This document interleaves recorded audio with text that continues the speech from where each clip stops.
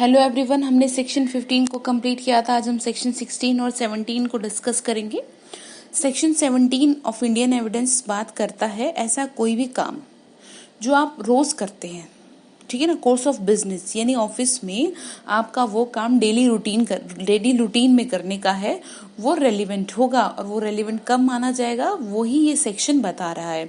इसकी इलस्ट्रेशन को समझ लेंगे तो आपको ये सेक्शन इजीली समझ में आएगा। ए का ये कहना था, जैसे कि एक पर्टिकुलर पर्सन है, उसने ये कहा कि एक पर्टिकुलर लेटर जो उसके पास आना था वो नहीं पहुंचा।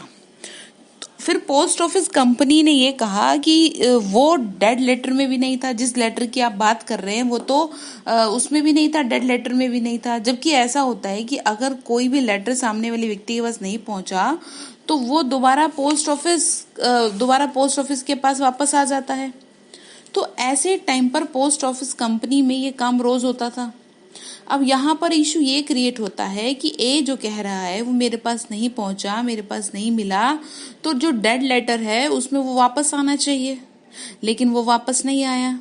तो यहाँ पर ये सेक्शन ये बता रहा है कि जैसे कि उनका तो रोज का ही काम है पोस्ट ऑफिस वालों का, कि अगर कोई लेटर आपने डिस्पैच किया है ना, और वो अगर नहीं डिस्पैच हो पाया और मतलब कुछ भी रीजन रहा, तो वो क्या हो जाता है, वो वापस आ जाता है। तो यहाँ पे जो कोर्स ऑफ बिजनेस यानी कि जो सामान्य अनुक्रम में डेली काम हो रहा है उसमें जो काम किया गया वो रेलिवेंट होगा, तो ये माना जाएगा कि वो काम हुआ है। ठीक है, तो वापस नहीं आया, तो इसका मतलब साफ ये है कि ए जो है वो क्या कर रहा है, झूठ बोल रहा है।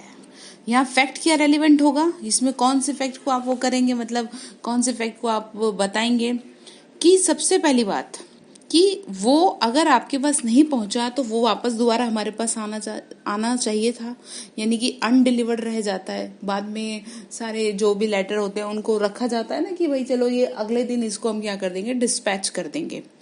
तो ए का लेटर वापस क्यों नहीं आया, तो इसका मतलब ये है कि वो ए तक पहुंच गया और उसने क्या किया, झूठ बोला। तो यहाँ पे जो रेलिवेंट फैक्ट होगा वो ये होगा कि अगर आपने लेटर अगर आपके नहीं पहुंचा आपके पास तो वो दोबारा आना चाहिए था, जबकि ऐसा नहीं हुआ।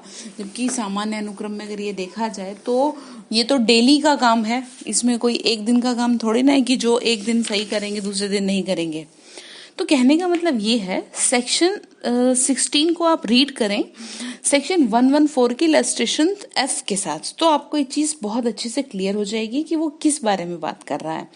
और दूसरी बात ये कि यहाँ पर बात ये है कि यदि ये शो किया जाए कि कोई विशिष्ट कार्य यानी कोई स्पेशल कार्य कारोबार के सामान्य अनुक्रम में किया है, यानी कि ये तो डेली का काम है, तो लॉ जो है यानी कोर्ट ये प्रिज्यूम करता है कि वो जरूर किया होगा। ऐसा नहीं कहा जा सकता कि वो नहीं किया होगा। तो इस चीज को आप समझने के लिए आप सेक्शन 114 के इलस्ट्रेशन एफ को रीड करेंगे तो आपको इजीली क्लियर हो जाएगा। अब चलिए बात करते हैं हम एडमिशन की। एडमिशन एक ऐसा टॉपिक है जो कि मोस्ट मोस्ट मोस्ट इम्पोर्टेंट है। आप इस चीज को बहुत अच्छी तरह समझ लें कि एडमिशन होता क्या है।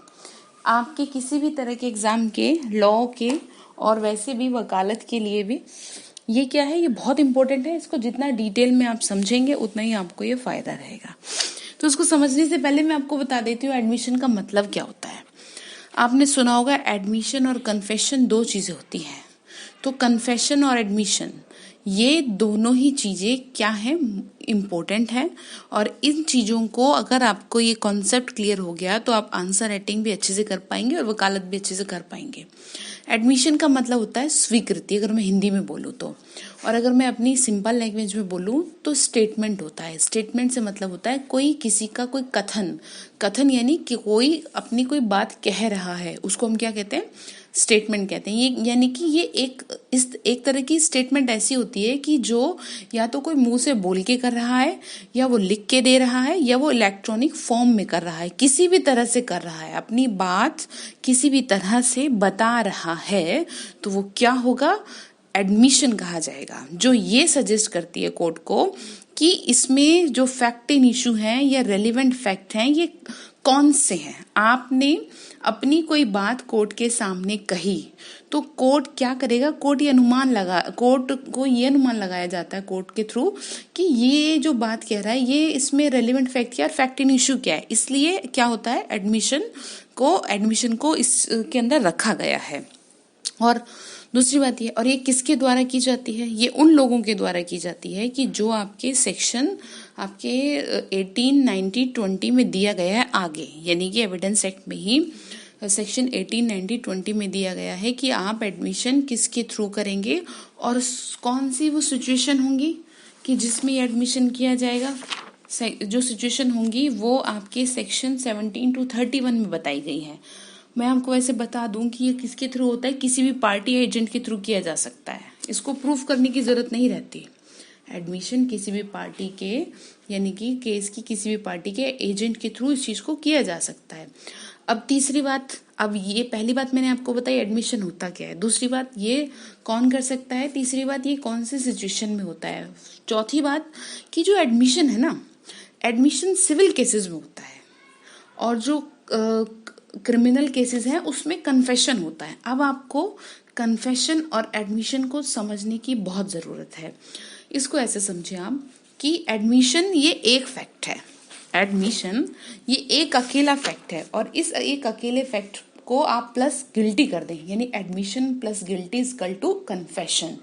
कन्फेशन में कोई एक बात कही जा रही है, एडमिशन में कोई एक बात कही जा रही है और कन्फेशन में उस बात को गिल्टी फील किया जा रहा है, यानी उसको एक्सेप्ट किया जा रहा है, तो वो क्या हो गया, कन्फेशन हो गया। तो इसको हम डिटेल में पढ़ेंगे। तो आप सबसे पहली बात ये समझ लीजिए कि एडमिशन जो है, एडमिशन में सिर्फ कुछ बताने की बात होती है कि डायरेक्ट कुछ नहीं बता रहा है, एडमिशन में डायरेक्ट नहीं बता रहा, कुछ बातों को बताया जा रहा है। बट कन्फेशन में डायरेक्ट एडमिशन होता है। हिंदी में कन्फेशन को बोलते हैं संस्वीकृति और एडमिशन को बोलते हैं स्वीकृति। आई होप आपको मेरी बात समझ में आ रही है। कन्फेशन में गिल्टी को एक्सेप्ट किया जाता है, एडमिशन में सिर्फ अपनी बात बताई जाती है। एडमिशन में एक फैक्ट होता है, कन्फेशन में गिल्टी जो है उससे रिलेटेड जो फैक्ट होता है वो बहुत पावरफुल फैक्ट माना जाता है, उसमें उसको मिला करके क्या बनता है, कन्फेशन बनता है। ठीक है ना। अब देखो इसको समझने की बात भी है एक कि जो एडमिशन है वो सेल्फ हार्मिंग और सेल्फ सर्विंग दोनों जगह यूज की जा सकती है। जैसे वैसे इसमें ऐसा कोई कंडीशन तो है नहीं, सेक्शन 17 में सेल्फ हार्मिंग और सेल्फ सर्विंग का मतलब क्या है, आपके फेवर में भी जा सकती है और आपके अगेंस्ट में भी। कहने की बात यह है कि जनरली ये देखा जाता है कोई भी इंसान अपने अगेंस्ट बात नहीं करेगा, और अगर करेगा तो वो सही बात करेगा, वो झूठ क्यों बोलेगा। ठीक है ना। जैसे कि अब यहाँ पे आप इसको समझ लीजिए कि अगर आपसे पूछ दे कि क्या जो है ये अगेंस्ट में हो सकती है सेल्फ ये एडमिशन, तो आप क्या जवाब देंगे। देखिए जैसे मैं कहती हूँ I have taken 5 lakh from you, तो ये क्या होगी, सेल्फ हार्मिंग हो गई, यानी कि मैंने आपसे क्या लिए, 5 लाख रुपए लिए, तो ये मेरे अगेंस्ट यूज की जाएगी, लेकिन ये कंक्लूसिव प्रूफ नहीं होगी। इसको सेक्शन 115 में एस्टॉपल के बेस पे यूज किया जाएगा कि ये मेरे अगेंस्ट जा रही है, कि मैं ये कह रही हूं मैंने आपसे 5 लाख रुपए लिए हैं। ठीक है ना। तो this statement is self harming for me. अब दूसरी बात ये कि I have given 5 lakh rupees, तो यहां पर क्या हो गया, वो सेल्फ सर्विंग हो गया, यानी कि वो फेवर में हो रही है। तो आपसे अगर ये क्वेश्चन पूछ दे कि ये सेल्फ सर्विंग होगी या सेल्फ हार्मिंग होगी, तो आप इस चीज को समझ लें कि ये दोनों में होगी, क्योंकि कई बार पूछा जा सकता है कि ये पहले तो आपसे पूछेंगे व्हाट इज एडमिशन, जैसे क्वेश्चन आता है कि व्हाट इज एडमिशन, तो एडमिशन को समझने के लिए मैंने आपको बता दिया as a statement, orally, documentary, है ना। और अब हु विल मेक, वो मैंने आपको बता दिया 18 to 20 में। अब when self serving admission will be made, कब होगी वो, ठीक है ना। तो वो आप क्या पढ़ेंगे, विल बी रेलिवेंट होगी, जब आप क्या करेंगे, आप अपनी सेल्फ हार्मिंग में क्या कर रहे हैं, स्टेटमेंट दे रहे हैं, तो उसको रेलिवेंट माना गया है। ठीक है ना, इसको कोई ये नहीं है, लेकिन इसमें ऐसा कोई रूल कंडीशन नहीं दी गई, इसमें दो चीजों को इसको क्लियर किया गया है। तो इतनी बात आपको समझ में आ गई कि वो आपके अगेंस्ट भी हो सकती है। अब इसको और थोड़ा एग्जाम्पल से समझ लीजिए। जैसे कि आप इसको ऐसे समझिए, जैसे कि लिविंग रिलेशनशिप में कोई रहता है। लिविंग रिलेशनशिप में जब कोई रहता है तो क्या हुआ, जो दोनों एक साथ एक ही रूम में थे, अब दोनों के एक साथ एक रूम में होने तक तो बात ठीक थी। अब क्या हुआ, आसपास के लोगों को कुछ नहीं पता था, आसपास के लोगों को तो सिर्फ ये पता था कि यहाँ एक लड़की रहती है, ठीक है। अब रात में क्या हुआ, रात में दो लोग थे वहां पर। अब दो में से एक की क्या हो गई, डेथ हो गई, यानी मर्डर हो गया एक का, यानी कि लड़की का मर्डर हो गया, जिसमें लड़की को मार दिया गया। अब यहाँ पर कोर्ट एक को मार दिया और दूसरा एब्सकॉन्ड हो गया, यानी दूसरी जो लड़की जो है फरार हो गई उस जगह से, क्योंकि उसकी फैमिली वालों ने वहां पर उसको देख लिया। तो अब यहाँ पर क्या हुआ, यहाँ पर ये हुआ कि जो लड़का था उसको पकड़ लिया गया। वो लड़के ने कोर्ट में आकर के ये कहा कि हाँ, हम जो है लिविंग रिलेशनशिप में रहते हैं। तो यहाँ पे उसका ये कहना कि हाँ जी हम रहते हैं, हम साथ में रहते हैं लिविंग रिलेशनशिप में, तो ये क्या हो गया, ये एडमिशन हो गया। लेकिन अब वो ये कह दे कि जी हाँ, उस लड़की को जिसके साथ मैं लिविंग रिलेशनशिप में रहता था, मैंने ही उसे मारा है, तो उसको मारना इट मीन्स गिल्टी को एक्सेप्ट करना, तो वो क्या हो गया, उसका कन्फेशन हो गया, गिल्टी मान ली ना उसने। तो यहाँ पर उसका ये कहना कि हाँ हम साथ रहते हैं, वो क्या हो गया, उसने एक्सेप्ट कर लिया, तो सेल्फ हार्मिंग हो गई कि हाँ हम साथ रहते हैं। इसको आप बहुत इजीली, बहुत सिंपल लैंग्वेज में लें कि इसको ऐसे समझिए जैसे कि सिविल और क्रिमिनल दो लोग हैं, ए जो है वो सिविल है और बी जो है वो क्रिमिनल है। जब तक सब कुछ प्यार से चल रहा है तब तक सिविल है, और जहां लड़ाई झगड़ा आ गया वहां क्रिमिनल है। तो दैट इज सेम थिंग। यहाँ पर जब बात कुछ नहीं है, नॉर्मल सीधी सीधी बात आपसे बता दी, वो क्या हो गया, एडमिशन हो गया। और जहां पे ये कह दिया जी नहीं मैंने ही किया है, तो वहां पर कन्फेशन हो गया। ठीक है ना, इतनी बात क्लियर हो गई आपको। अब इसमें केस था सीबीआई वर्सेस वीसी शुक्ला का, जिसमें क्या हुआ, एक्यूज ने अगर एडमिट किया और उसको सजा हो सकती है, एक्यूज ने एडमिट किया तो सजा हो, मतलब उसने एडमिट किया कि जी हाँ मैंने किया, तो उसको सजा हो सकती है, तो वो कन्फेशन हो गया। अगर सजा नहीं हो रही तो वो एविडेंस हो गया। तो कोर्ट ने यही बताया था, वही बात है सिंपल वर्ड में, कि जहां पर आपने अपने अपराध को क्या कर लिया, पूरी तरह से मान लिया है, वो हो गई आपकी कन्फेशन, यानी संस्वीकृति। और जहां पे अपराध को, जहां पे सिर्फ ये कहा गया कि हाँ हम ठीक साथ थे, तो वहां पर क्या है, वो हो गया एडमिशन। वो जस्ट आपने एक बात बताई, वो एक फैक्ट बताया, और ये मोस्टली सिविल केसेस में यूज होता है। ठीक है ना। तो अब यहाँ पर ये क्या हो जाता है, आपका सब्सटेंटिव पीस ऑफ एविडेंस होती है जो फैक्ट इन इश्यू को प्रूव कर सकता है। अब इसका फायदा क्या होता है, कोर्ट को इसका क्या फायदा होता है? कोर्ट को सबसे पहली बात ये फायदा होता है कि ज्यादा डिटेल में जाने की जरूरत नहीं पड़ती, इजीली बात को समझ लिया जाता है। जैसे कि इसको बोले एज ए वेवर, ठीक है ना, यानी जो क्या है कोर्ट का टाइम उसमें बच जाता है। जैसे कि सीधी सीधी मैंने ये कह दिया, जैसे कि सीधा सीधा मैंने कह दिया जी हाँ मैंने आपसे पैसे लिए थे, तो सीधा सीधा एडमिशन हो गया, एक्सेप्ट हो गया, तो उसी बेस पे आगे प्रोसीडिंग चलेगी। इसको आप पढ़े, read with section 58 of Indian evidence act, तो आपको ये कॉन्सेप्ट और अच्छे से क्लियर हो जाएगा। क्लियर। अब यहाँ पे बात आती है, इसमें आगे जो सेक्शन में लिखा है ये कितने तरह की होती है। ये जो एडमिशन है ये आपका फॉर्मल और जुडिशियल होता है, और इनफॉर्मल और कैजुअल होता है। फॉर्मल और जुडिशियल का मतलब ये है जो कोर्ट की प्रोसीडिंग के दौरान होता है, जो कोर्ट में जो भी कुछ हो रहा है जुडिशियल प्रोसीडिंग के दौरान किया जाता है। इसको आप पढ़े अंडर सेक्शन 58, ठीक है ना, कि पार्टीज क्या है, इसके लिए बाउंड होती है, इसलिए उसको इस चीज को करना ही पड़ता है, एडमिशन करना ही होता है। इनफॉर्मल क्या होता है, इनफॉर्मल ये होता है जैसे कि तीन दोस्त हैं जिसमें ए ने सी को अपनी सारी बात बता दी कि जी देखो मैंने क्या किया, मैंने बी को इस तरह से मारा था, या मैंने बी से इतने पैसे लिए थे। तो जहां पे थर्ड पर्सन आ रहा है, जो थर्ड पर्सन को सब बता दिया और उस थर्ड पर्सन ने कोर्ट में जाके ये एविडेंस दे दिया जी ए ने ये बात कही थी, तो वहां ए फंसा, तो ये भी रेलिवेंट होगी थर्ड पर्सन की जो उसने थर्ड पर्सन का जो एडमिशन है वो भी रेलिवेंट होगा। इस चीज को आप ध्यान रखें। और इसका जो एक्सेप्शन है वो है हेयरसे एविडेंस। इसका एक्सेप्शन है जो कि मैंने आपको बता दिया कि हेयरसे एविडेंस क्या होता है। कही सुनी बातों की अगर हम बात करें तो इसमें उस चीज को एक्सेप्शन के तौर पे यूज किया गया है। अब बात आती है कंडक्ट से भी एडमिशन होता है। जैसे कि एक केस था, ये केस था आपका मोवियारिटी versus London and Dover railway.